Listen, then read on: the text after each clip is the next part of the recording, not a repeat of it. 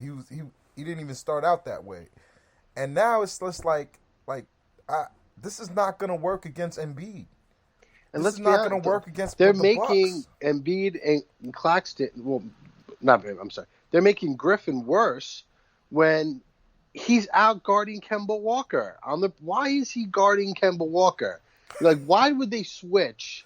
I'm watching a possession last night, and they just willfully switch into a Griffin on Walker and Irving on Thompson, and Walker gets an easy 14-footer that he misses. Thompson gets the rebound and puts it back in. Like, what did they expect to happen? In that switch, like, how is Griffin going to guard this guard, and how is Kyrie supposed to rebound against a 7-foot man? It's just not going to happen. It's just flawed strategy, and you're seeing this thing on Twitter. Well, no one said this in game 1 and game 2. Well, look, I'm not going to bring it up every game, but Right. yes, when they lose, they're not winning games because they switch. They win games because they're just better than their opponent usually. Right. They win in spite of the switching. And guess what? They were better yesterday. Durant could have, if there was no Harden, Durant could have scored 60, 70 yesterday. Yeah, let's keep it real. We had phenomenal performances from two of the big three, Yeah. and we lost. Let's talk about Kyrie, man. Uh, I don't. Kyrie tried to do the I'm gonna stay calm and not force it, but he did it too far in that direction, where he never got himself going early in the game. He started to cook a little later, Right. and that offensive foul they called on him was a total fucking flop. And he hit the three, which I think it would have cut it to either a 3 or 4 point game, Right. with ample time. That was a really bad call, but he tried, and he was doing like the louder when they were booing him to act like he didn't care. Yeah. Just keep your head down. Just play your game. Go to the basket early. Get a couple shots going, and then who gives a fuck if they're booing you? Like, really, who cares? Yeah, bad game for Kyrie last night. But again, I just feel like the Nets. It didn't matter though. Like it didn't. That's not why we lost. It did matter. It did matter. And here's why it mattered. When you put Kyrie, KD, and Harden on the floor, you've put all offense on the floor. They have to face that. They got to stop saying this shit that those three can play good defense. Those three play help defense basically. I don't want to besmirch their defense, because if you said to Kyrie Irving, if Kyrie Irving could not buy a shot in basketball and the way he would have to make it in the NBA is being a defender, Kyrie could do it. He's that talented. If you took away his shot making ability, he's that talented that he could become a very good defender. But that's not what you want him for. Adding Joe Harris and Blake Griffin to those three, it limits a Kyrie, because it makes him have to do more things than the things we want him to do. And I think these lineups are hurting him. I really do. I think the same way that Harden needs those moments in time where he's on the court by himself, we need those with Kyrie, in a sense, like to let him take over, to let him get his shit off. But I don't know, man. I think the game plan is affecting Kyrie. You see any of that? Well, look, now you bring James back. It obviously disrupts things, but I just thought he was passive early in the game. Like he didn't want to look like he was trying to make a statement, revenge. and I think he just never got himself going. Yeah. But to me, it's like we scored 115 points. Like I don't even want to focus on Kyrie not scoring for one game, because like big picture, this is not going to be the problem.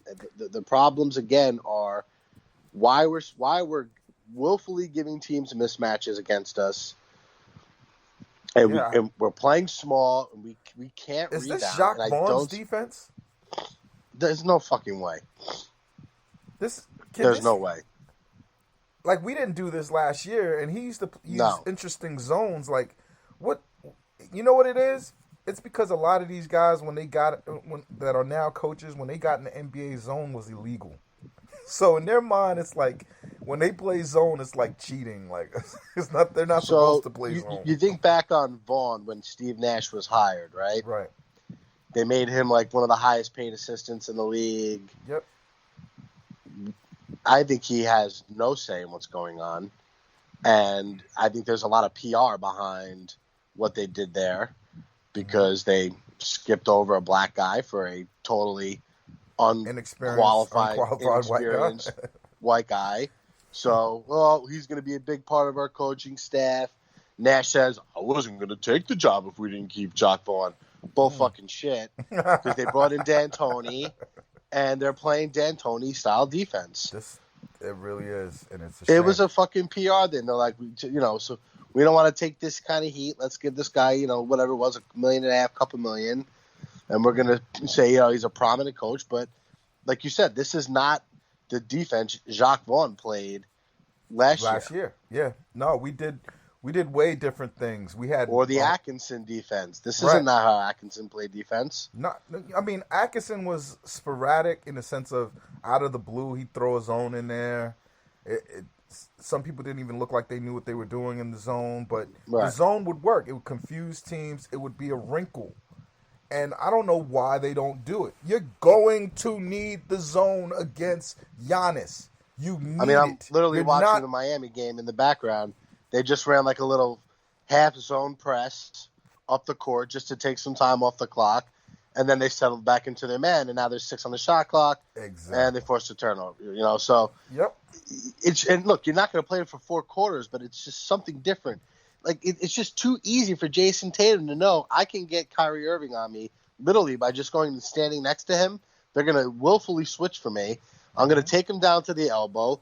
And then I'm going to catch the ball, turn around, square up, and I can go by him. I can do my step back. I can shoot over him. It's just too easy. What do you think of him especially as a player? in your home building. What do you think of him as a player? He's got titles in his future. He does? I think so. He'll eventually be part of a super team somewhere in that next wave of player. It's like Luka is the best. Yep. Right. Devin Booker's in there. It's Trey, him, maybe Zion. We'll see what happens with him. Those are like the best guys in the next era of the league. Look, he's got a complete offensive game. He can shoot the three, he can shoot the mid range, he can go by, you can pass. I mean, what's not to like about Jason Tatum? He's 22 years old. Yeah, I forgot that he's 22. God, you forget because he's been doing it now and he's had deep runs already. Yeah. He's Nick Claxton's age, and think about how far away they are from each other in terms of their talent. Right, they're super far. I like him. He scares me in the sense of we don't change in Brooklyn. We stay the course, and I don't like that about this team. That's always been a major gripe of mine. I want them to change, man. They got to stop this kid. Like. This just can't be the thing. Well, look, let's not forget that there were 2 other games, and they did do a better job. So, not to just let the players off the hook. They did a better job because Jeff Green was there. Yeah, and look, but the players also. I think when the Nets got up early last night, and maybe even I felt it as if you felt like it was over, like this team, and then when they kind of hit back, it was like, oh shit, like for real. So you don't want to overreact to this, the way they've played against Tatum, but you just see long term. I'm looking at Milwaukee right now. They've got 3 fucking bruisers on the court, not including Holiday, who's more physical than our guards. Yep. And it's man, that's going to be a fucking dogfight. Yeah, man, and they didn't, Miami didn't put up much of a fight. They didn't really hammer them because they couldn't. Yeah. They got bigger and stronger. They doubled down on that big and strong shit. And remember how I used to tell you Brook Lopez could be a major component to a championship team? Yeah. Well, at a vastly reduced salary and role, sure. He 2012 when he was our franchise player, it was no wonder we stunk every year. No, he shouldn't be anybody's franchise player, but I love seeing Brook. He warms my heart. Yeah, and he revamped his game and he extended his career. No, the Real Nets, Atkinson. Yeah, the old Nets coaching staff really like used Brook in a stupid way. Like those young years of Brook before he broke his foot, if they let him shoot threes the way they do now, he would have been a different player. His well, think value would have about been like different. Lionel Hollins used to like get mad if he would take like a 17-footer, and Yeah, that's like where and that's why like sometimes when I'm like I know more about basketball than these supposed professionals because I watched Brook Lopez his entire career. yep, And while he could score with his back to the basket, it really wasn't something that like, you could like dump the ball into him like he was Akeem Olajuwon. He right. had a couple moves, he'd get rid of him in the first quarter, and then that was it.